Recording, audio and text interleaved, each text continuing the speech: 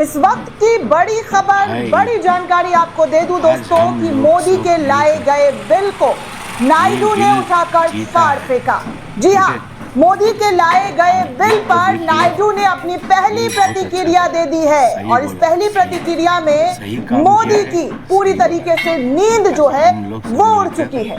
16 सांसदों के साथ नायडू ने प्रधानमंत्री और बीजेपी को समर्थन किया था। सत्ता में मोदी की कुर्सी जो है वो नायडू और नीतीश की वजह से बनी हुई है, बची हुई है, ये भी कहा जा सकता है। हालांकि नीतीश कुमार मुसलमानों का वोट लेना जानते हैं, मुसलमानों से भर भर कर उनको वोट हर बार मिला है, लेकिन इस बार जब मुसलमानों ने नायडू और नीतीश को जगाने की कोशिश की तो नीतीश कुमार शायद लेट से जागे, लेकिन नायडू पहले ही जाग गए और इस बिल को पूरी तरीके से रिजेक्ट कर दिया है। मुसलमानों के लिए मोदी सरकार के जरिए जो बिल लाया गया था, वक्फ बोर्ड संशोधन बिल जिसका नाम दिया गया है, उस बिल पर नायडू ने अपनी पहली प्रतिक्रिया दी है। और यह भी कहा जा सकता है दोस्तों कि मुसलमानों की जो मेहनत है, मुसलमानों की जो मशक्कत है, इमारत शरिया का जो ऐलान है, उस ऐलान का, उस मशक्कत का, उस प्रदर्शन का जो हकीकत, जो तस्वीरें हैं, वो वाकई पूरा होते हुए नजर आ रहा है। उनकी मेहनत जो है वो रंग ला गई है, क्योंकि इफ्तार पार्टी के दौरान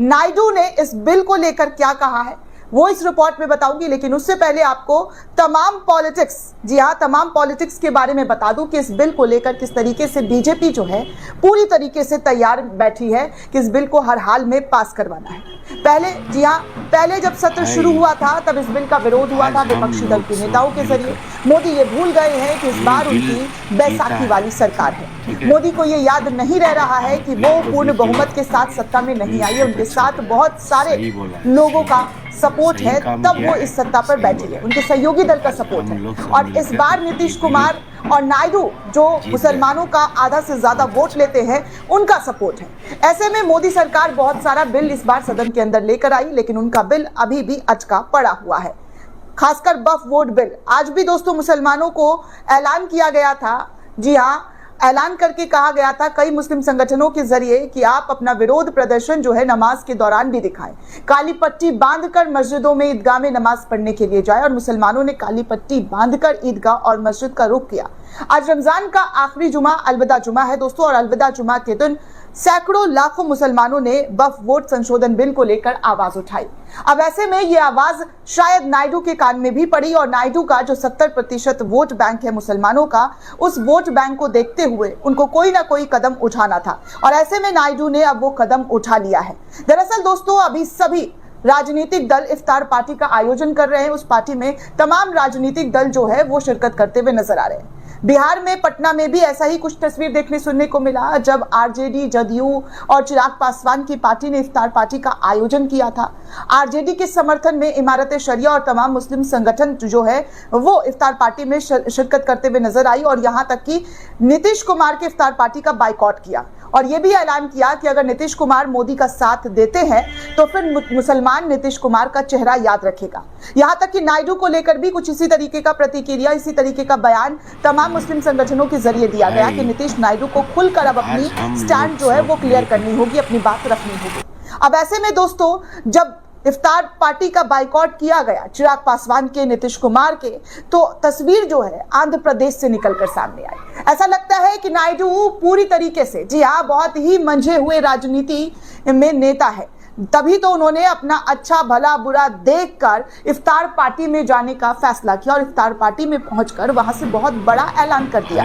मोदी के बिल की धज्जियां उड़ा दी, और इस बिल की धज्जियां ऐसी उड़ी दोस्तों कि ये दिल्ली तक, जी हाँ, इसकी आवाज दिल्ली तक गूंजते हुए नजर आ रही है। सबसे पहले नायडू की इफ्तार पार्टी का ये तस्वीर मैं आपको दिखाना चाहूंगी कि नायडू ने कल इफ्तार पार्टी में, जी हाँ, कल इफ्तार पार्टी में जाकर ये शिरकत करते हुए बताया कि वो इस पार्टी में, जी हाँ, मुसलमानों के साथ है, मुसलमानों के साथ खड़े हैं। इस बिल में वो बीजेपी का, मोदी का सपोर्ट नहीं करेंगे। न्यूज़ 24 ने इस तस्वीर को शेयर किया है जहां पर चंद्रबाबू नायडू टोपी लगाकर राजनीति करते हुए नजर आ रहे, टोपी पहनकर मुसलमानों के बीच इफ्तार पार्टी और जनरल में शामिल होते हुए नजर आए। आजकल टोपी लगाना बहुत ज्यादा राजनेताओं को, खासकर बीजेपी के लोग जो है वो बहुत विपक्ष के नेताओं को टारगेट करते हैं कि देखिए मुसलमान बन गए, मुसलमान बन गए, इस तरीके का टीका टिप्पणी खूब होता है। लेकिन वहीं चंद्रबाबू नायडू ने मोदी की तमाम राजनीति को साइड करते हुए सर पर टोपी पहनकर जो है इफ्तार पार्टी में गए। इफ्तार पार्टी में जो है आंध्र प्रदेश के सीएम चंद्रबाबू नायडू जो है वो शिरकत करते हुए नजर आए।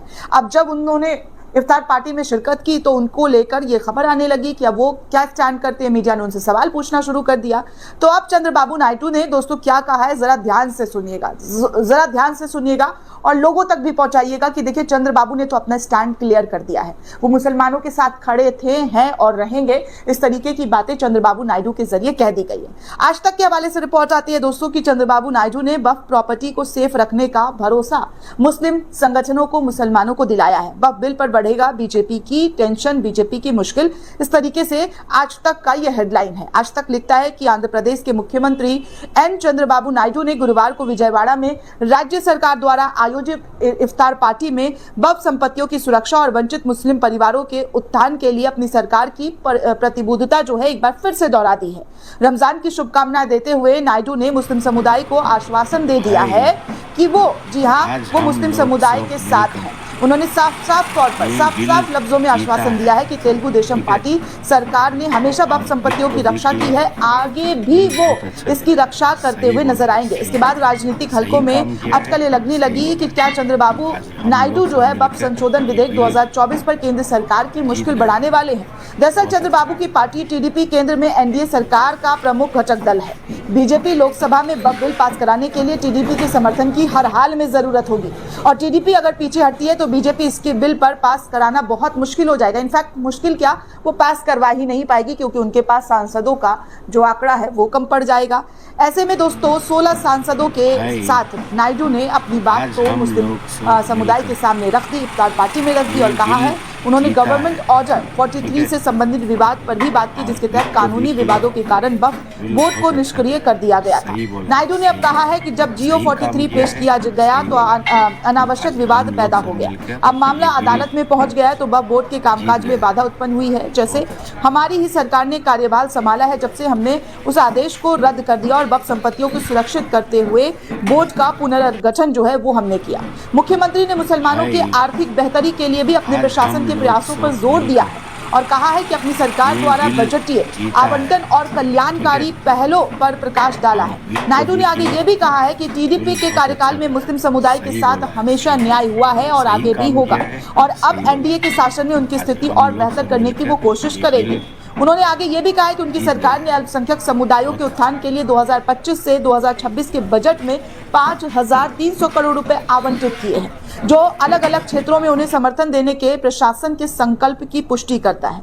नायडू ने पूर्व मुख्यमंत्री एनटी रामाराव की पहल का हवाला देते हुए भी कहा कि मुस्लिम कल्याण कार्यक्रमों के साथ टीडीपी के ऐतिहासिक जुड़ाव को हमेशा से देखा गया है। मुख्यमंत्री नायडू ने कहा कि एनटी रामाराव ने माइनॉरिटी फाइनेंस कॉर्पोरेशन की स्थापना की है। उन्होंने मुसलमानों और अन्य अल्पसंख्यक समुदाय के लिए कल्याणकारी योजना लेकर आई है और अन्य योजना भी वो लागू करने वाली है मुसलमानों के लिए, अल्पसंख्यकों के लिए। उन्होंने ये भी बात दोहराया है कि टीडीपी कार्यकाल के दौरान हैदराबाद में हज हाउस का निर्माण किया गया था और उन्होंने ये भी याद दिला दिया है कि वो अमरावती में एक अन्य हज हाउस की आधारशिला भी रखते हुए नजर आ रहे हैं, जिसके बाद पिछली वाईएसआर कांग्रेस पार्टी सरकार की लापरवाही के कारण रोक दिया था, लेकिन अब वो आंध्र प्रदेश में हज हाउस लगातार बना रहे हैं। मुसलमानों को, इमामों को जो है उनके लिए खास स्कीम लेकर आ रहे हैं, पेंशन की बात कर रहे हैं और तो और यहाँ मुस्लिम समुदाय की बेटियों को विवाह करने के लिए भी बहुत रकम जो है वो देते हुए नजर आ रहे हैं, पैसे देने का भी ऐलान किया है। तो ऐसे में मोदी सरकार का जो बिल है वो पूरी तरीके से फेल होता हुआ नजर आ रहा है। नीतीश कुमार की तरफ से तो फिलहाल कोई बयान सामने नहीं आया है, लेकिन नायडू ने बयान देकर एक बात तो साफ कर दिया है कि वो मोदी के दिखाए हुए रास्ते पर नहीं चलने वाले हैं। मोदी जिस रास्ते पर जाने की कोशिश कर रहे हैं वो उस रास्ते को ठोकर मारकर अपनी राजनीति में, जी हाँ, लंका नहीं लगाएंगे। ऐसे में नायडू की तरफ से जो बयान दिया गया है, दिल्ली दरबार में भयंकर तरीके का उथल पुथल जाहिर सी बात है देखने को मिलेगा ही। अब बिल मोदी जी पास करवाना चाहते हैं, बीजेपी पास करवाना चाहती है, लेकिन उस बिल पर नायडू ने कसकर लगाम लगा दिया है। फिलहाल दोस्तों रिपोर्ट में इतना ही, मिलते हैं कुछ नए टॉपिक के साथ। तब तक के लिए चैनल के साथ जुड़े रहें, ज्यादा से ज्यादा चैनल को सब्सक्राइब करें, वीडियो को शेयर करें, कमेंट करें, अपनी प्रतिक्रिया दें। आपको क्या लगता है, आप क्या इस पूरे रिपोर्ट को देखकर सुनकर क्या समझते हैं, जरूर प्रतिक्रिया दीजिएगा। धन्यवाद दोस्तों।